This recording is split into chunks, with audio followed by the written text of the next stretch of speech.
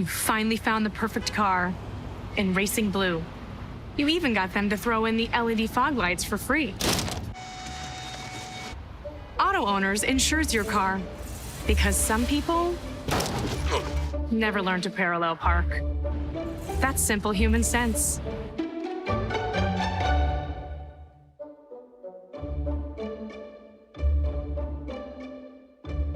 Keep going. More. No, stop!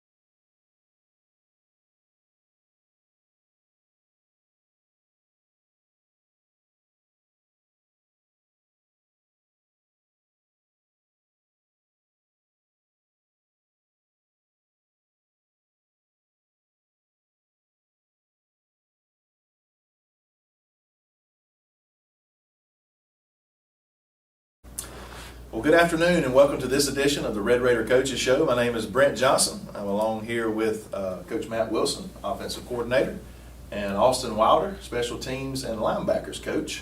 I'm glad these guys were able to sit in with us this morning. It's been a couple weeks since we've had our show, been a couple weeks since we've played football.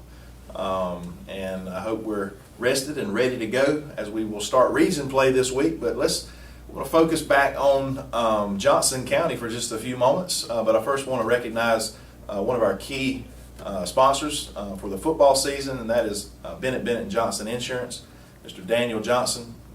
I want to thank them for their support. I also want to give Daniel a plug. This is a little surprise, even for you guys, I don't know. Daniel's a sort of a local entertainer. He doesn't advertise very much, but this dude can play the guitar and he sings pretty well. He released his first single last week on Spotify and a couple other music platforms. It's called Me Minus You. So I encourage you to go out and listen to that song. It's pretty impressive. He's pretty talented. Me Minus You. Look it up on Spotify or one of those other leading music platforms. So again, I want to thank them for their support of our football program specifically. Well, guys, Johnson County, they have, we talked the week prior a little bit about this team that was a semifinal team last year. I think they lost one or two of their running backs that rushed for a couple thousand yards, but they got one of their dudes back, and he was number one, and he, you could tell he was a little different, when he was suited up, but he was not the difference maker in the game we played them that night. I felt like we were able to contain him well on our defense, and Coach Wilder's going to talk right now a little bit about the defensive scheme and the plan and how everything just kind of fell into place for us there.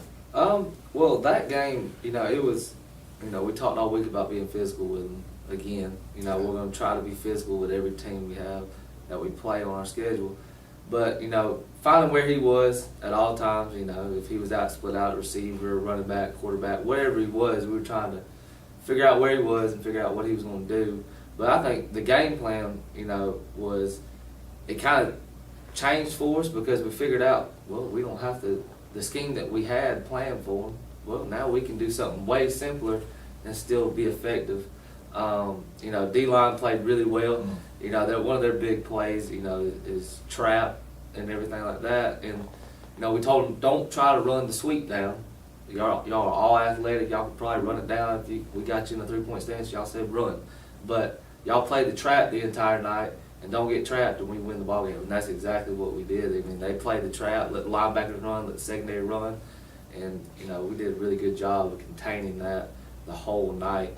And they're going, that type of offense is going to get their little nickels and dimes and everything every once in a while. But it's a bend, don't break kind of game. That's right. And, with Rashid having to play multiple snaps on offense most of the night, and then I think he only played 3 snaps on defense. Jace Chancey stepped up and played really well in the middle. But you know, the game plan was there. You know, we executed what we needed to do in certain situations, certain formations, and everything like that. But at the end of the day, it was just line the ball up and be physical. Who's going to be more physical? Who's going to play gap sound football and get to the ball? Well, and that's obviously what we did. We got the shutout, and Coach Thad wasn't able to break away to get with us, and that's his main goal every week is let's try to get that shutout, and they finally got that. It took a goal line stand at the end of the game, but our guys bowed their backs and took care of business. And you know, we're talking about that. I believe he was number 11 or number 1.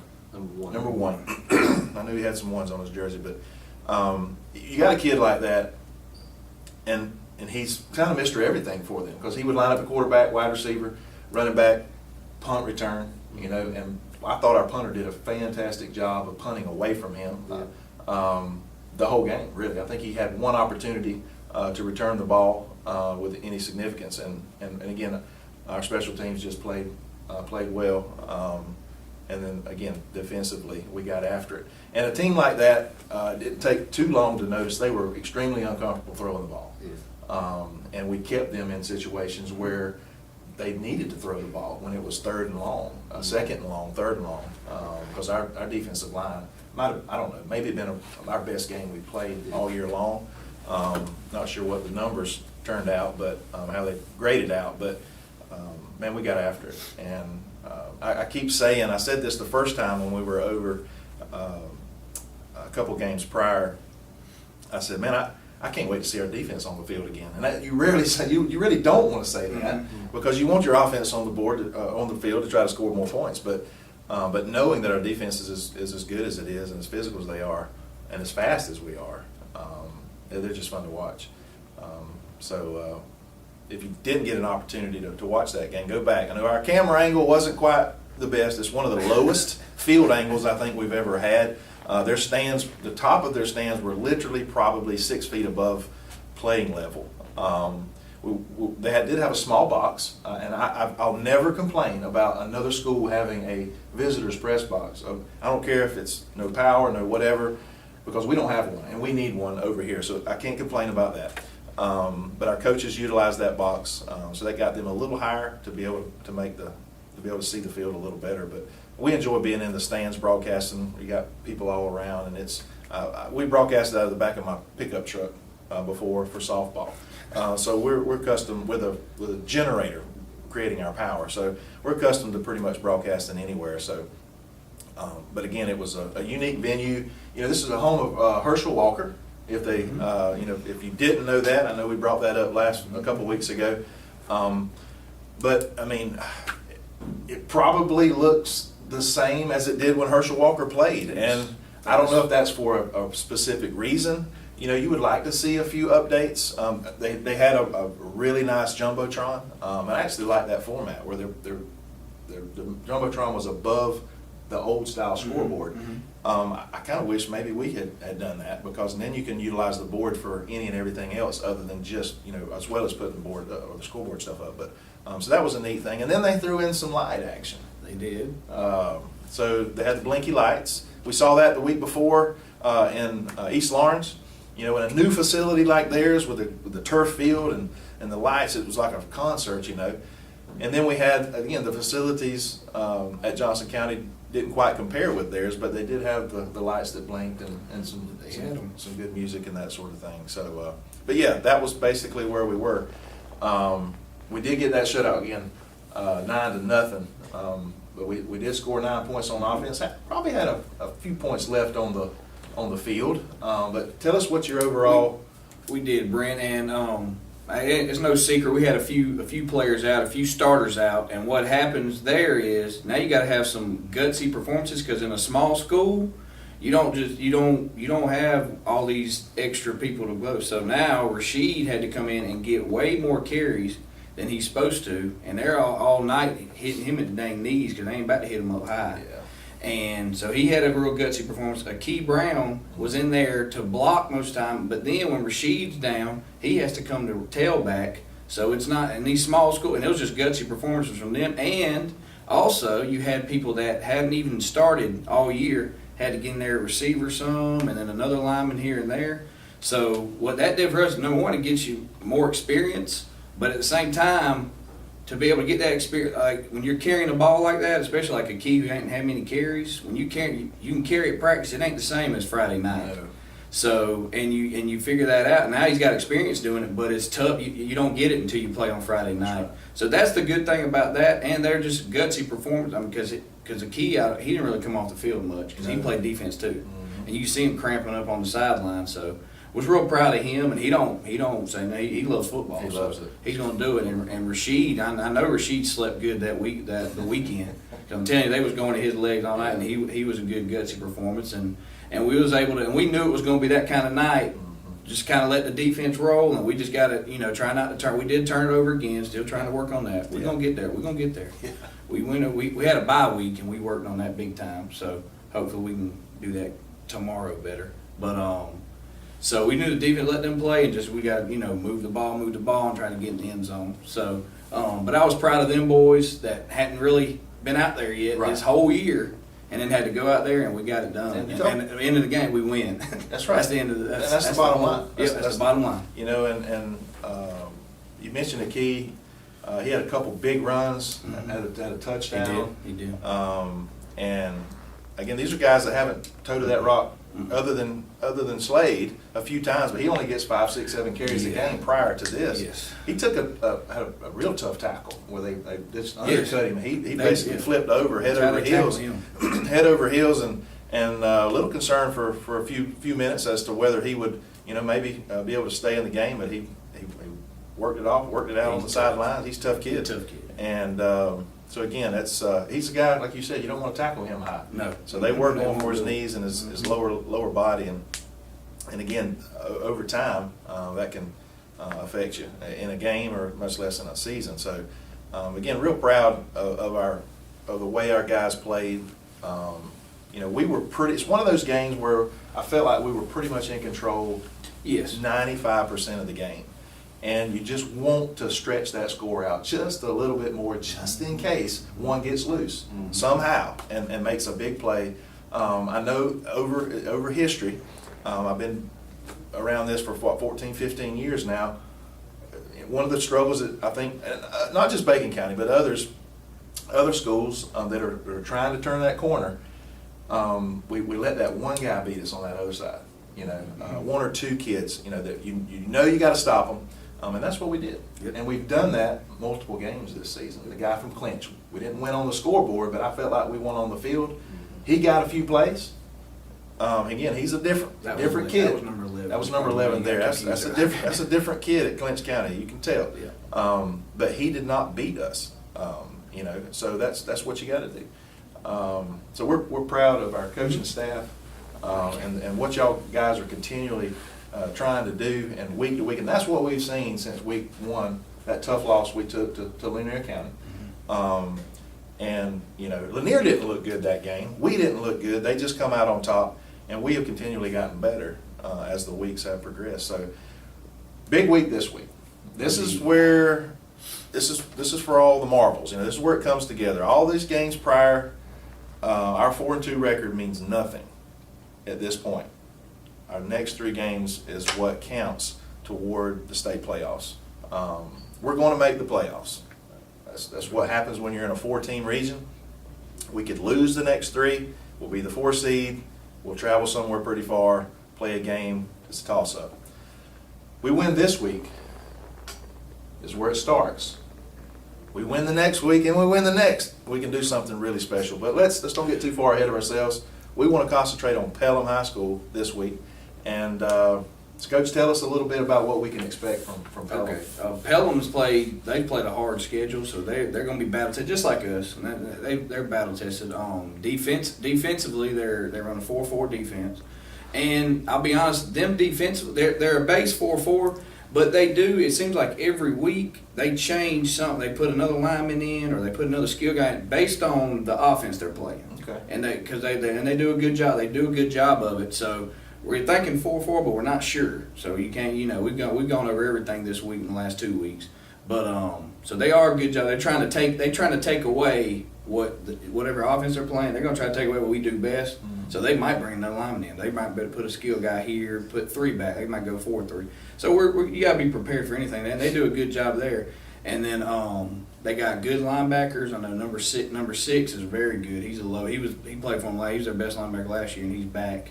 We got to take care of him. 58, 56 on the D line. They're good. They got some big boys. Yeah, They're they're 6'2", 275, 6'3", 280. They got some big boys in there. They're going to come to play because they know the same thing we do. Like you said, this is really, like you said, these games before was really just practice, Practice game, for scrimmage. tomorrow night.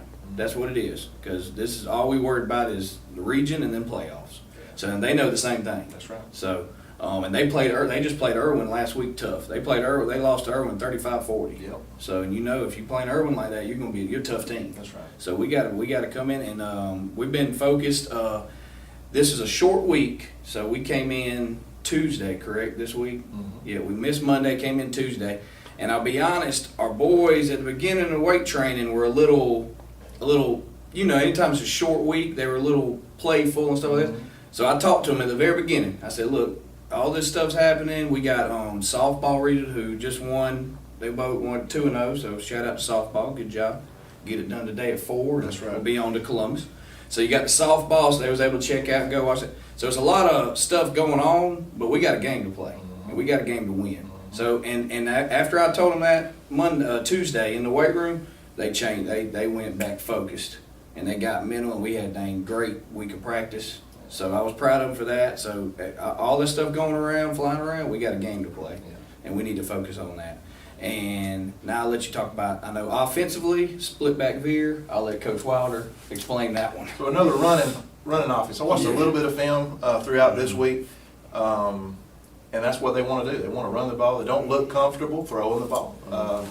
But you do have a little bit of size. I've watched some film from them and Cook. I think it was the first game they played. Cook shut them out because Cook's a good football team. Mm-hmm. I actually kind of compare our team somewhat to Cook as their makeup. Got good size, good speed. Yeah.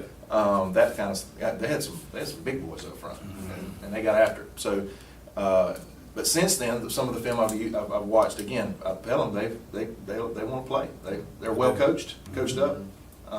So tell us a little bit about what you expect. Like Coach Matt said, they run the old school split back veer. So they'll run midline, they'll give it up inside in the A gap, B gap, and then they'll run the option off of it. Like you said, they really don't feel comfortable throwing the ball. I mean, I think they've been in the shotgun maybe 6 times the whole season, and that's been at the end of the half type of situation. But they want to run the ball. And, they got a good backfield set up, and they got the quarterback. He's fast as lightning. I think he plays free safety on defense. He was their quarterback last year. They got a big fullback. He's about 6'1", 230. He's a big load. He's big, thick. And then they got a little wing back, a little speedster. So, but they like to run the ball. This week, like anytime you play an option team, it's all about doing your assignment every play. It's going to be repetitive, and that's the whole point of the offense, is to do it repetitively until you say, oh, okay, I'm going to go take the dive instead of my job as a quarterback. I'm going to take the dive, and then he pulls it, and the quarterback has it. So it's just all about that thing, all about doing your job every single play. And it's going to be repetitive. It's going to be a boring game until you're on defense, but as long as you fly around, there's going to be bodies on the ground. Yeah. So that's the thing. We got guys that, last week D-line did their job really well by playing the trap the whole game, not trying to run and get the toss. Now this week they got to play their assignment football and do what they're supposed to do. Linebackers are going to have to come up, take the quarterback, take whoever they got, pitch, whatever. Secondary's going to have to run and make plays. So. Clean it up, yeah. Well, I know everybody since that big win in Johnson County, we've been waiting 2 weeks to see our Raiders again. Yes. I anticipate, we had a pretty good crowd travel that 2 hours to Johnson County. I was excited about it. Big crowd in East Lawrence a couple of weeks ago. I expect a huge crowd this Friday night. I hope you do come out. I would have put a plug in for the Wall of Fame game. It was scheduled earlier in the season, but we had some rain issues. I think that was the Berrien County game. But they're going to try to get that in at halftime. they're going to recognize. I'm going to stick that video on this coaches show that you can see the ones that's going to be recognized. I didn't write their names down. I don't want to miss anybody. There's 6 or 8 guys that's going to be recognized at halftime. Sort of a generational or a decade thing that we recognize former Red Raiders. And that's neat to let this younger generation see and say, hey, maybe 10 or 20 years from now, what I do on this field tonight will give me an opportunity to be recognized at some point. So again, we appreciate those that are behind those scenes, putting that together and providing it. But back to the thing at hand is that's a big win. Is what we're looking for against a Pelham team. They got to travel a long ways. We had to go there last year, and there's no short way to get there. So they're coming in from a long bus ride, probably their longest travel game of the year. They're going to be at the Red Kingdom, and we want you to show up at the Red Kingdom to support these Red Raiders. The Wall of Fame, the band, the cheer, everything that's all a part of that. But we're excited for an opportunity, just an opportunity to compete. Yes, And do something really special. 1 region win gets us the 3 seed. 2 region win gets us the 2 seed, and we're hosting. Never been done before. Never hosted a playoff game here at Bacon County High School. State playoff game. I know there's been some, back in the 80s and 90s, they had some sub-region type stuff, sub-region playoffs, but not a state playoff game.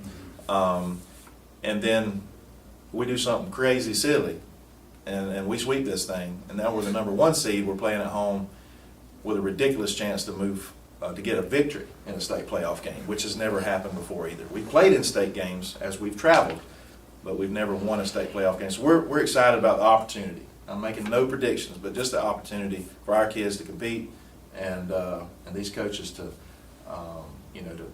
take this team to a level that we've never seen before. And we continue to see the level of play and physicality and athleticism and just continue to grow and increase throughout this season. We anticipate to see that tomorrow night, and I'm thinking you guys are too. Yes, sir. Health-wise, real quick, are we pretty good overall? Everybody? Yeah, we needed the bye week. We needed that bye week, and we've been icing and rehab and all that stuff. So we're looking pretty good. So our starters are going to be starting to the game. Well, that's all we want to hear. And again, that's going to give us our best chance. But if something happens and a kid needs to come in, we know that they can fill the gap. They can. And that's what happened at Johnson County. So again, man, I don't know what else to say other than please come out, show up and show out tomorrow night, 7:30. Be here early, get your seat, stay late. I think you're going to want to be hanging around late for this game. So again, I just encourage you to come.